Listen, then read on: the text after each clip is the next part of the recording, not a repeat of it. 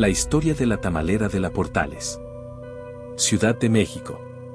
Fue una noche de julio de 1971 cuando María Trinidad Ramírez Poblano decidió acabar de tajo con el maltrato que ella y sus 5 hijos habían sufrido por años a mano de su marido, un peluquero llamado Pablo Díaz. Ese mismo día, por la tarde, Pablo había propinado los ya recurrentes cinturonazos a los 3 hijos de la mujer, dejándoles marcas en su cuerpo y marcando aún más las de días anteriores, esas que ya no desaparecen. Cuando el peluquero dormía, María, quien se dedicaba a vender tamales en la colonia Portales del entonces Distrito Federal, tomó un bate de béisbol y sin pensarlo 2 veces le propinó 3 fuertes golpes a su cónyuge, quien ya no pudo recuperar el aliento para levantarse. Los relatos periodísticos del último tercio del siglo XX, en especial de la prensa, refieren que al ver a su marido ensangrentado e inconsciente, la mujer, con la cabeza fría y el cuerpo tembloroso, tomó la decisión más difícil de su vida: descuartizar el cuerpo y meterlo en algunos costales de la Conasupo, que tenía para trasladar la hoja de maíz con los que envolvía los tamales y tirar los restos a la calle. El escándalo se desató la mañana del lunes, 19 de julio del referido año, cuando algunos de los restos del peluquero fueron hallados a un lado de una casa marcada con el número 508. En la calle Sur 71 de la colonia Justo Sierra, al sur de la capital del país. La investigación, a cargo del general Daniel Gutiérrez, quien en ese entonces era jefe de la policía del Distrito Federal, inició con el interrogatorio a la sirvienta de la casa,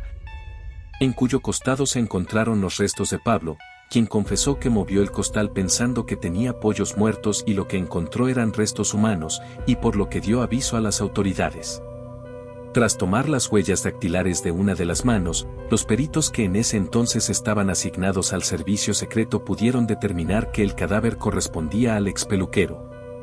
quien tenía antecedentes penales por algunos casos de robo. La identificación del cadáver llevó a los investigadores al hogar de María Trinidad, quien vivía en la calle Pirineos 15 bis de la colonia Portales, a donde había llegado procedente de Tequisquiac, Estado de México. Grande fue la sorpresa de los policías del 8º Grupo del Servicio Secreto asignados al caso, cuando al interrogar a la tamalera, esta confesó sin arrepentimiento su crimen, argumentando que su esposo llevaba años maltratándola junto a sus hijos, y más aún cuando les informó que la cabeza del occiso se encontraba en un bote tamalero debajo de la cama de sus hijos, pues no había cabido en el costal. En aquella época se especuló sobre la posibilidad de que María Trinidad hubiera usado la carne del cuerpo de su ex esposo para cocinar sus suculentos tamales, pues un epigrama publicado en la prensa informaba lo siguiente: la tamalera asesina hirvió la cabeza en el bote de tamales. Muchos testigos aseguraron que usó la carne de su difunto esposo para la preparación de los tamales, ya que el sabor de ellos era diferente a los anteriores tamales que llegó a preparar, desatando así el miedo al consumo de ellos, aunque en realidad la cabeza estaba conservada en agua fría para que no se descompusiera y despidiera mal olor. La declaración de la tamalera de los Portales, que en ese entonces varios periódicos retomaron al pie de la letra, aún causa escalofríos: dio 3 batazos al hombre aún con vida,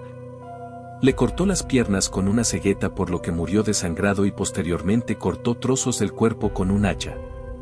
El ruido no despertó sospechas, pues era el proceso que habitualmente realizaba para destazar los pollos o pedazos de carne de res, con los que rellenaba los tamales que vendía.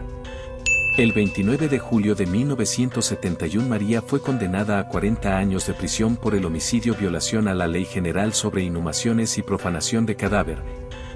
Finalmente terminó purgando 20 años en el Centro de Reclusión Femenil de Tepexpan, Xochimilco y en Santa Marta, Acatitla. María murió en 1995 en Tequisquiac, Estado de México, a donde regresó tras haber cumplido su condena. De sus hijos no se volvió a saber nada.